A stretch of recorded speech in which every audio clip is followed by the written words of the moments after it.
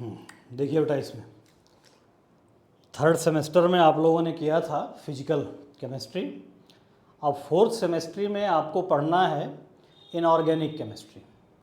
और inorganic chemistry में हम लोगों को बेसिकली यहाँ पे पढ़ना है ट्रांजिशन एलिमेंट्स। तो ट्रांजिशन एलिमेंट्स में आपको पढ़ना है डी ब्लॉक एलिमेंट्स, और इनर ट्रांजिशन एलिमेंट्स में आपको पढ़ना है लैंथेनाइड्स एंड एक्टेनाइड्स। तो 2 यूनिट तो आपको ये पढ़नी है, जिसमें पहली यूनिट आपको पढ़नी है D block elements, transition elements. Second unit आपको पढ़ना है कोऑर्डिनेशन कंपाउंड्स।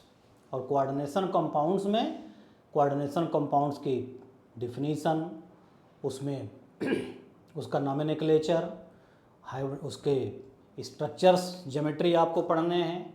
उसमें आपको आइसोमेरिज्म पढ़ना है। और थर्ड यूनिट आपको पढ़ना है एफ ब्लॉक एलिमेंट्स, जिसमें एफ ब्लॉक एलिमेंट्स में आपको पढ़ना है लैंथेनाइड्स एंड एक्टेनाइड्स। और फोर्थ यूनिट में आपको पढ़ना है एसिड एंड बेस। तो एसिड एंड बेस कॉन्सेप्ट आपको पढ़ना है, जिसमें Arrhenius concept, Bronsted Lowry concept, solvent system, lux flood concept, तो ये सारे कॉन्सेप्ट आपको उसमें पढ़ने हैं। इसके अलावा इलेक्ट्रोकेमिस्ट्री का भी आपको थोड़ा पार्ट पढ़ना है, जिसमें इलेक्ट्रोकेमिकल सीरीज है, इलेक्ट्रोड पोटेंशियल, नर्स्ट इक्वेशन, ये आपको करना है इसमें। और नॉन एक्वस सॉल्वेंट, तो नॉन एक्वस सॉल्वेंट में 2 ही सॉल्वेंट आपको करना है। तो इतना सिलेबस है आपका इस यूनिट का। अब इसमें हम लोग फर्स्ट यूनिट से स्टार्ट करेंगे। ऐसे यूनिट फर्स्ट, और फर्स्ट यूनिट आपको करनी है इसमें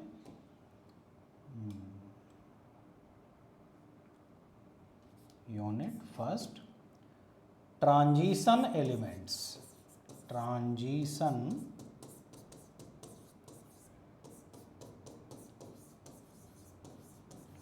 एलिमेंट्स या डी ब्लॉक एलिमेंट्स।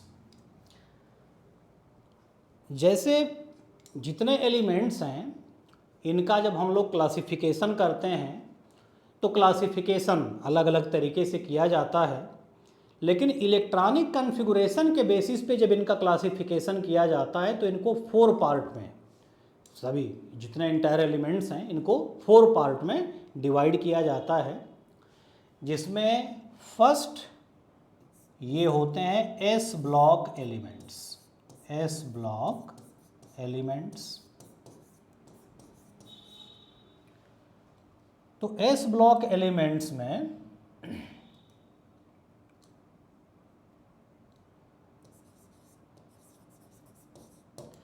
ऐसे एलिमेंट्स जिनका कॉन्फ़िगरेशन जब आप लिखते हो तो आउटर मोस्ट इलेक्ट्रॉन या लास्ट इलेक्ट्रॉन फिलअप होता है एस सबसेल में।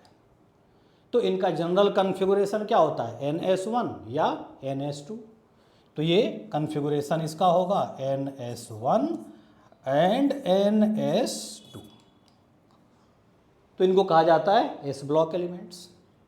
अब ये जो एलिमेंट्स हैं वो पीरियोडिक टेबल में फर्स्ट ग्रुप, ये होता है NS1, जिसको कहा जाता है एल्कली मेटल्स। और सेकेंड ए ग्रुप जस्ट उसके बाद, इनका कॉन्फ़िगरेशन होता है NS2, these are called alkaline earth metals.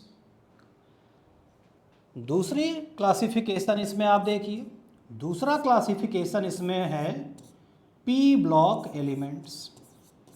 और पी ब्लॉक एलिमेंट्स होते हैं जिनका configuration last electron P subshell में एंट्री करे। तो पी सबसेल में अगर एंट्री करेगा तो इनका कॉन्फ़िगरेशन होता है NP1 से लेके 6 तक, और इनकी पोजीशन पीरियोडिक टेबल के राइट हैंड साइड में। अब third one is D block elements. और डी ब्लॉक एलिमेंट्स होते हैं जिसमें इलेक्ट्रॉन की फिलिंग, लास्ट इलेक्ट्रॉन की फिलिंग डी सबसेल में होती है। और अगर डी सबसेल में होती है तो इनका कॉन्फ़िगरेशन आप देखिए क्या होगा, D1 से लेके 10 तक।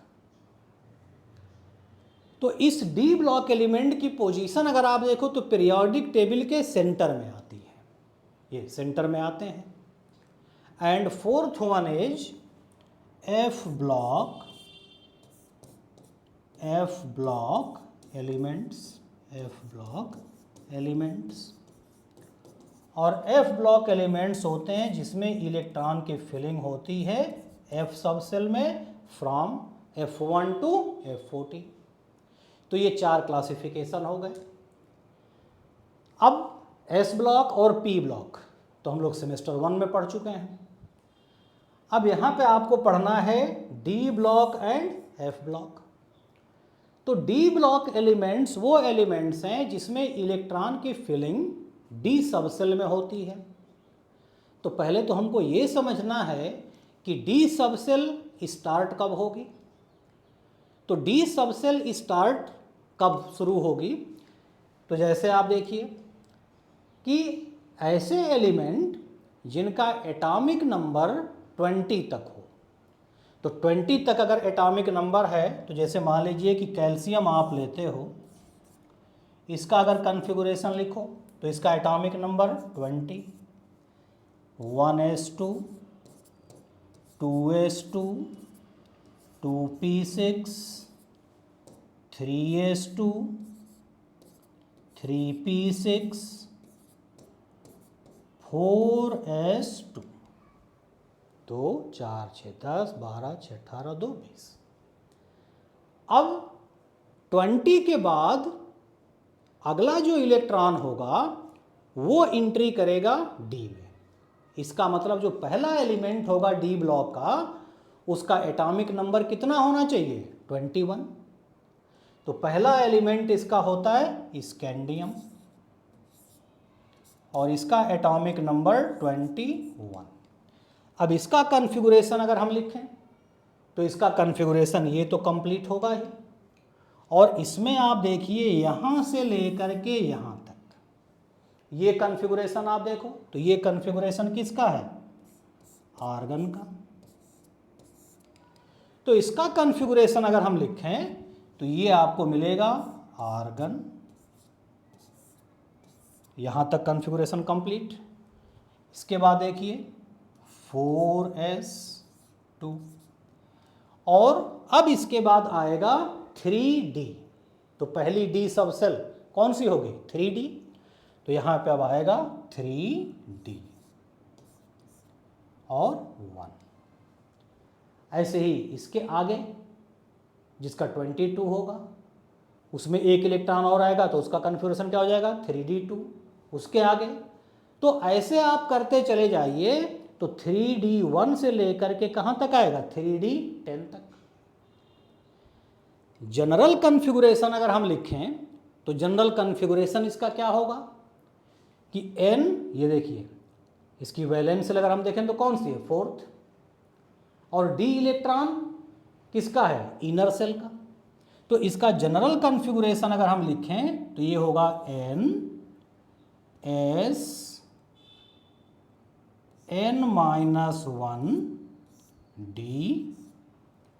और इसमें आप देखिए ns2 और n-1d 1 to 10। तो यहाँ तक तो ठीक है।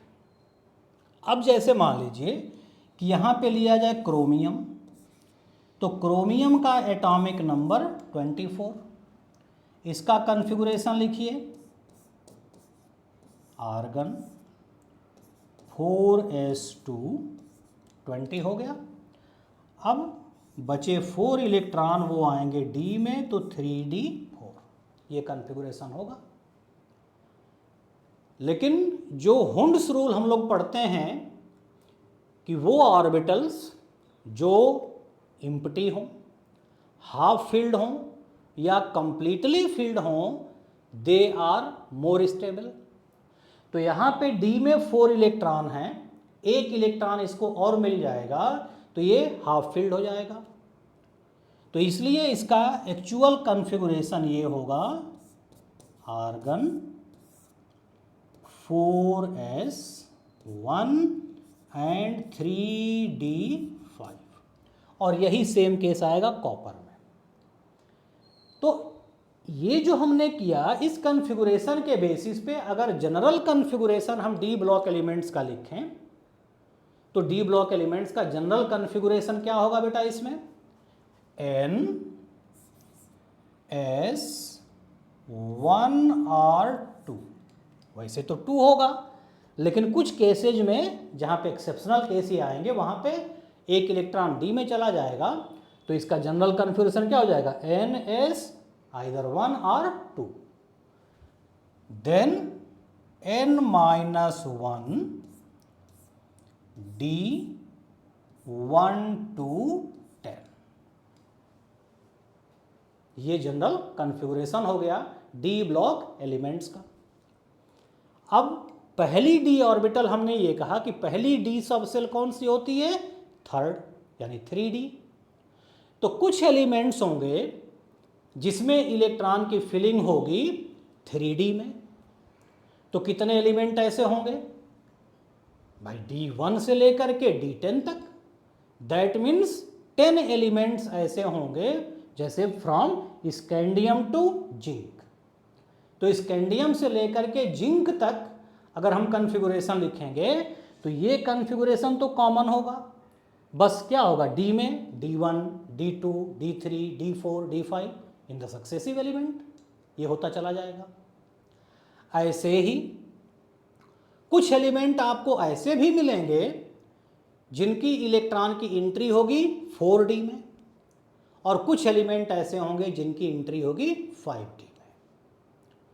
तो यहाँ पे आप देखिए, जो डी ब्लॉक एलिमेंट्स हैं इसमें 3 अलग अलग आपको सीरीज मिलेंगी, जिसमें पहली सीरीज हो गई जिसमें इलेक्ट्रॉन की फिलिंग होगी 3d में, दूसरे एक सीरीज मिली जिसमें इलेक्ट्रॉन की फिलिंग होगी 4d में, और तीसरी जिसमें 5d में। तो ऐसे डी ब्लॉक एलिमेंट्स को 3 पार्ट में क्लासिफाई किया जाता है। 3d सीरीज, या इसको कहते हैं first transition series. Second one is second transition series या 4d सीरीज, और तीसरी होती है थर्ड ट्रांजिशन सीरीज और 5d सीरीज। तो अब पीरियोडिक टेबल में एटॉमिक नंबर के बेसिस पे अगर हम देखें तो एटॉमिक नंबर के बेसिस पे इनकी क्या पोजीशन होगी ये हमको समझना है। 3d ठीक है, 4d ठीक है, बात यहाँ पे है 5d की। अब अगर 5d सबसेल है और 4f सबसेल है, इन दोनों को कंपेयर करिए। तो इन दोनों को अगर कंपेयर करें, इनकी एनर्जी को अगर हम कंपेयर करें तो इनकी एनर्जी कंपेयर होगी n+l रूल के बेसिस पे, और n+l रूल के बेसिस पे अगर इसकी एनर्जी को हम कंपेयर करें तो यहाँ पे n की वैल्यू 5, l की वैल्यू 2, तो 5 and 2 ये हो गया 7। यहाँ पे n की वैल्यू 4 and 3, इसकी वैल्यू भी हो गई 7, लेकिन चूंकि इसमें n वैल्यू लोअर है इसलिए इसकी एनर्जी कम होगी। दैट मीन्स 4f की एनर्जी कम होगी 5d से। तो जैसे 3d ट्रांजिशन सीरीज है वो एलिमेंट आ गए, 4d है ठीक है, लेकिन 5d जो होगा वो पीरियोडिक टेबल में कहाँ आएगा? वो तो तब आएगा जब 4f कंप्लीटली फील्ड हो जाएगा, तब 5d शुरू होगी। तो पहले क्या आएगा? First transition series, then second transition series, उसके बाद क्या आएगा?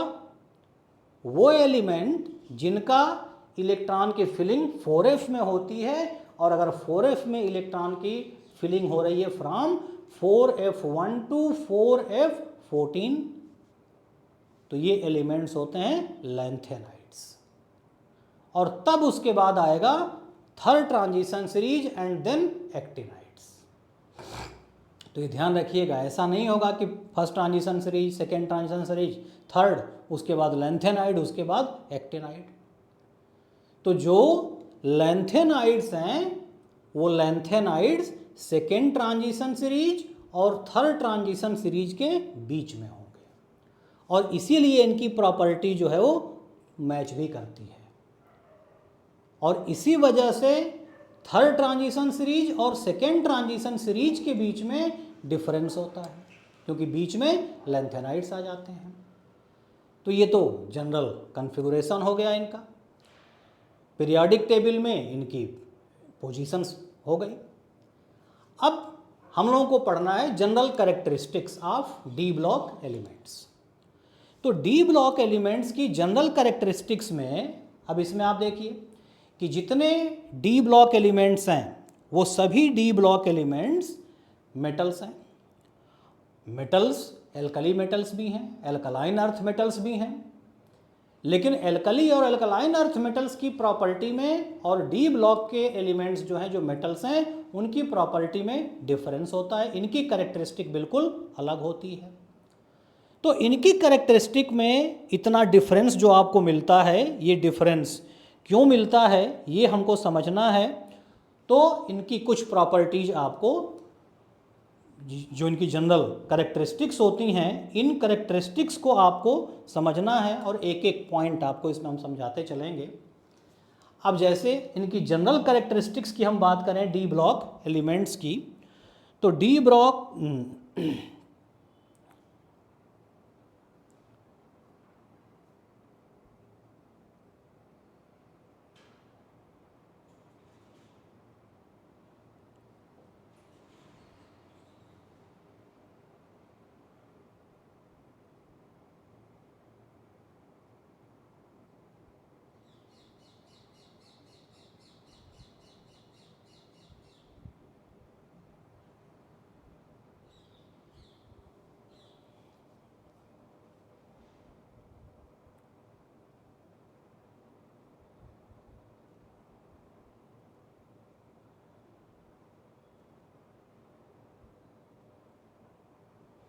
तो देखिए बेटा, जैसे फर्स्ट ट्रांजिशन सीरीज हम ले लें, तो फर्स्ट ट्रांजिशन सीरीज के केस में पहला एलिमेंट होगा scandium, first element is scandium, and last element जो इसमें होगा ये होगा जिंक।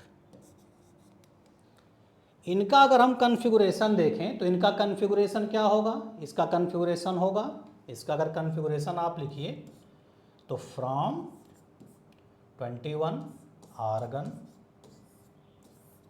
4s2 and 3d1। अगला जो एलिमेंट होगा उसका एटॉमिक नंबर कितना होगा, 22। तो उसका अगर हम 22, तो इसके बाद देखिए क्या आ जाएगा, टाइटेनियम। इसका कॉन्फ़िगरेशन क्या हो जाएगा, 3d2। इसके बाद आएगा वेनेडियम, इसका कॉन्फ़िगरेशन क्या हो जाएगा, 3d3। इसके बाद आता है इसमें क्रोमियम, इसका कॉन्फ़िगरेशन क्या हो जाएगा यहाँ पे, आर्गन 4s1 एंड 3d5। फिर इसके बाद देखिए, इसके बाद आ जाएगा इसमें मैंगनीज, मैंगनीज के बाद देखिए इसमें आएगा आयरन, इसके बाद कोबाल्ट, इसके बाद निकल, एंड देन यहाँ पे आएगा जिंक। ये अब इन सबका अगर हम कॉन्फ़िगरेशन लिखें तो इन सबका कॉन्फ़िगरेशन आपको ऐसे मिलता चला जाएगा। एक चीज़ छूट गई बेटा इसमें, इसके बाद कॉपर एंड देन जिंक। तो कॉपर का कॉन्फ़िगरेशन लिखेंगे तो ये हो जाएगा आर्गन 4s1 एंड 3d10। इसका configuration argon 4s2 and 3d10। तो ये जो आप कॉन्फ़िगरेशन देख रहे हो, ये कॉन्फ़िगरेशन के बेसिस पे अगर हम देखें तो इसकी जो आउटर मोस्ट सेल है वो आउटर मोस्ट सेल कौन सी होगी, 4s। अब 4s में एक या दो इलेक्ट्रॉन होंगे। तो क्रोमियम और कॉपर को छोड़ करके बाकी सब में तो दो दो इलेक्ट्रॉन हैं ही। और जिस एलिमेंट के आउटर मोस्ट सेल में एक या दो इलेक्ट्रॉन होते हैं, इनकी टेंडेंसी होती है इलेक्ट्रॉन लूज करने की, और इलेक्ट्रॉन लूज करने की अगर टेंडेंसी है, these are electropositive and these are metals. तो ये सभी मेटल्स होंगे। लेकिन इसकी जनरल कैरेक्टरिस्टिक्स अगर हम कंपेयर करें तो इसकी जनरल कैरेक्टरिस्टिक, जैसे पहली कैरेक्टरिस्टिक इसकी अगर हम देखें यहाँ पे मेटालिक कैरेक्टर। अब एक चीज़ और समझ लो बेटा इसमें कि यहाँ पे जो आप कॉन्फ़िगरेशन लिख रहे हो, इस कॉन्फ़िगरेशन के बेसिस पे डिफिनीशन दी जाती है कि transition elements are those elements who have incomplete D subshell.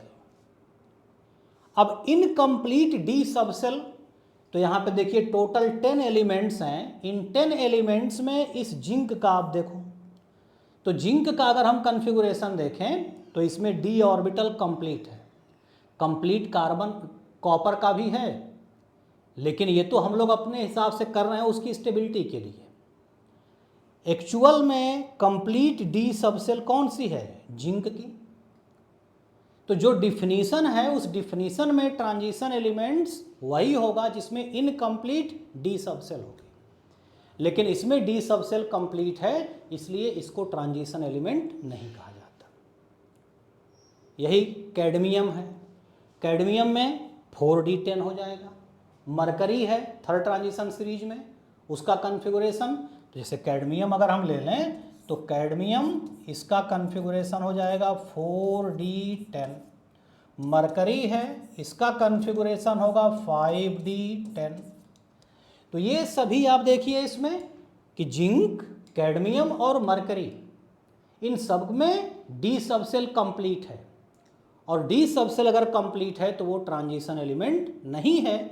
और यही रीजन है कि इन तीनों एलिमेंट को कप की जो प्रॉपर्टी होती है वो बाकी ट्रांजिशन एलिमेंट से अलग होती है, ये थोड़ी डिफरेंट प्रॉपर्टी देते हैं। बाकी जैसे इसमें आप देखो, ये जितने मेटल्स आप देख रहे हो, ये मेटल क्या होती हैं? बहुत हार्ड होती हैं, जबकि ये जो मेटल्स होती हैं कंपैरेटिवली ये सॉफ्ट होती हैं। तो इनकी जनरल कैरेक्टरिस्टिक्स भी बाकी ट्रांजिशन एलिमेंट से थोड़ा अलग होता है, और अलग इसीलिए होता है क्योंकि इनमें कंप्लीट डी सबसेल होती है। तो ये ध्यान रखिएगा, पूछ लिया जाता है आपसे, तो चूँकि MCQ क्वेश्चन होंगे तो उसमें इस टाइप के क्वेश्चन आपसे पूछे जाएंगे कि जैसे 3-4 उसमें एलिमेंट आपको दे दिए जाएं और उसमें से पूछ लिया जाए कि इसमें से कौन सा ट्रांजिशन एलिमेंट नहीं है। तो अब जैसे जिंक अगर दिया गया है तो हमारे माइंड में तो यही है कि चूंकि इसमें डी ऑर्बिटल में इलेक्ट्रॉन है तो ये भी ट्रांजिशन एलिमेंट होगा, लेकिन इसमें डी इलेक्ट्रॉन जो हैं वो कंप्लीटली फिल्ड है। अब हम लोगों को पढ़ना है इसमें इनकी जनरल कैरेक्टरिस्टिक्स। तो जनरल कैरेक्टरिस्टिक्स में कुछ कैरेक्टरिस्टिक्स आपको इसमें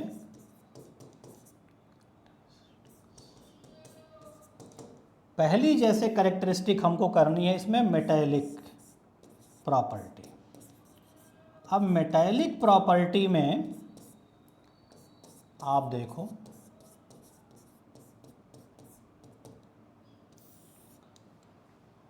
जैसे मान लीजिए कि आयरन आप ले लीजिए,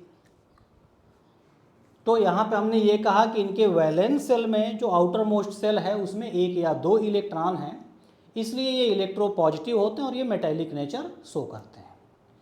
तो बेटा जो एस ब्लॉक एलिमेंट्स है, एस ब्लॉक एलिमेंट्स में भी वही सेम केस है।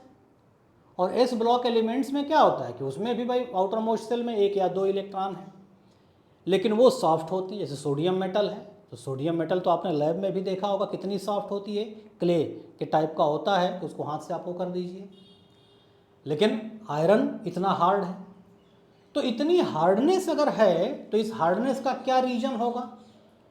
इसका मतलब क्या हुआ कि सोडियम मेटल अगर हम ले रहे हैं तो जो सोडियम एटम्स हैं उनके बीच की बाइंडिंग, और आयरन अगर हम ले रहे हैं, निकल हम ले रहे हैं, तो इनके एटम की बाइंडिंग में डिफरेंस है।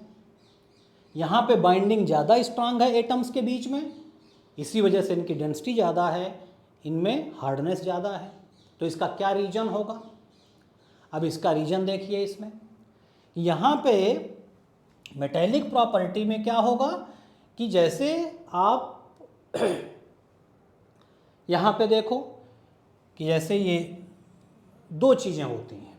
एक चीज़ पहले तो समझ लो बेटा, इसमें मेटेलिक, अब जैसे कोई मेटल है, उस मेटल में एक ही टाइप के एटम है। तो आप पढ़े हो, कोवेलेंट बॉन्डिंग आपने पढ़ा है, आयनिक बॉन्डिंग आपने पढ़ा है, दो तरह की बॉन्डिंग आपने पढ़ा है कि जैसे कोवेलेंट बॉन्डिंग होती है कि अगर लगभग सेम इलेक्ट्रोनेगेटिविटी के एटम हैं तो इलेक्ट्रॉन के शेयरिंग से बॉन्ड बनाते हैं।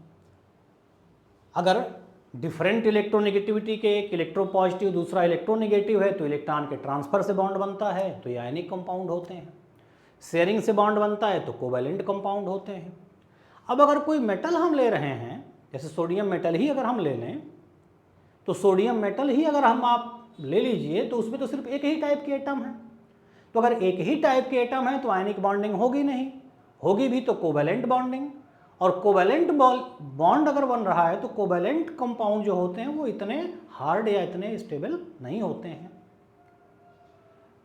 तो न आयनिक बॉन्डिंग हो सकती है, न कोवेलेंट बॉन्डिंग है। इसका मतलब मेटल में एक अलग टाइप की बॉन्डिंग है, और इस बॉन्डिंग को कहा जाता है, इस बॉन्डिंग को, मेटेलिक बॉन्डिंग को रिप्रेजेंट करने के लिए एक मॉडल दिया जाता है। This model is called electron sea model.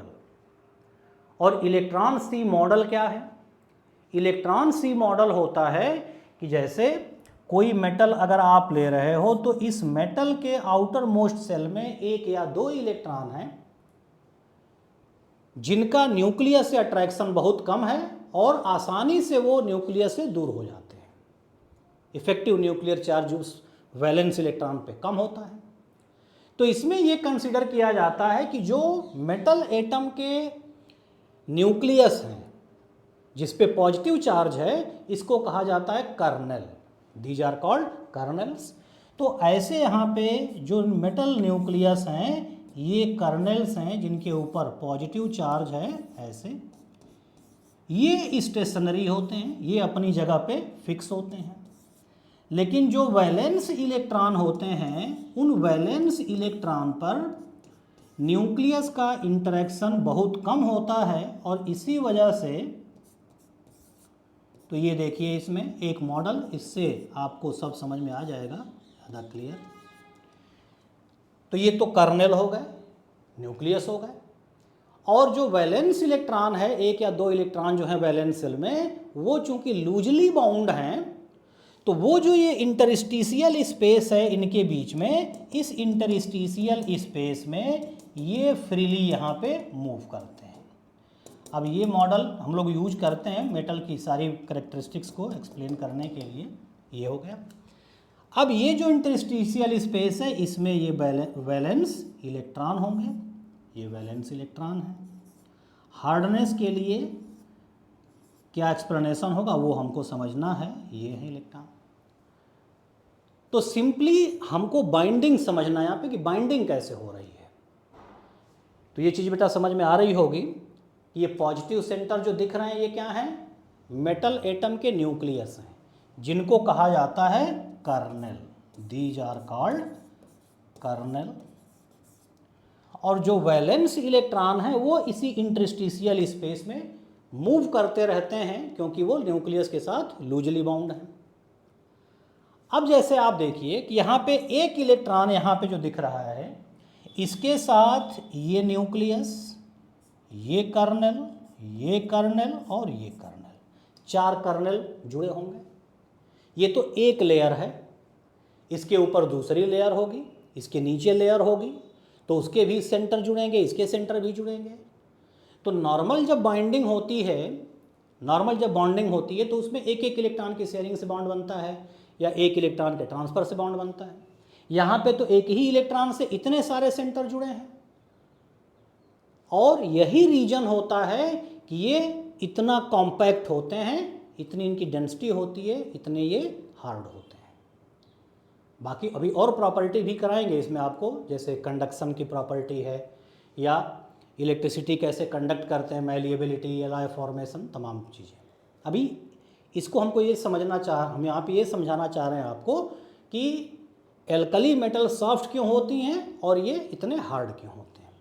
तो ये बॉन्डिंग, तो इसको कहा जाता है इलेक्ट्रॉन सी मॉडल। अब इस इलेक्ट्रॉन सी मॉडल में हम ये मानते हैं कि जैसे इलेक्ट्रॉन का एक समुंदर है जिसमें मेटल कर्नल्स को डिप कर दिया गया है। तो बेटा ये वाली बॉन्डिंग देखिए, यही बॉन्डिंग आपको आयरन में भी दिखेगी और यही बॉन्डिंग आपको सोडियम में भी दिखेगी। सोडियम के केस में क्या होगा कि सोडियम का अगर हम कॉन्फ़िगरेशन लिखें तो इसका कॉन्फ़िगरेशन क्या होगा, 1s2 2s2 3s2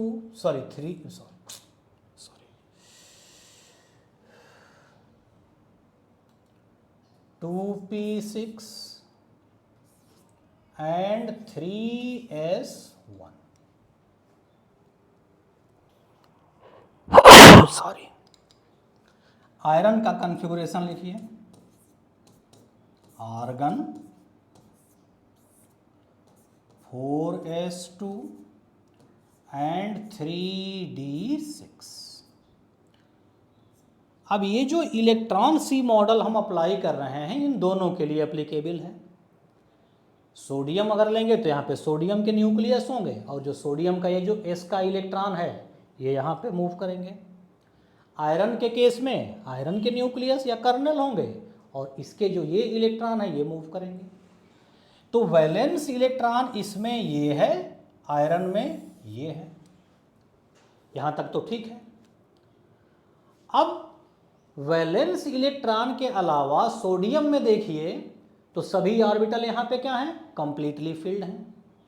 लेकिन यहाँ पे आप देखो वैलेंस इलेक्ट्रॉन तो चलो ये इलेक्ट्रॉन सी मॉडल में चला गया, मेटेलिक बॉन्डिंग में चला गया, लेकिन ये जो डी सबसेल है ये आप देखिए तो डी में ये कॉन्फ़िगरेशन आपको दिख रहा है यहाँ पे, दिस वन इज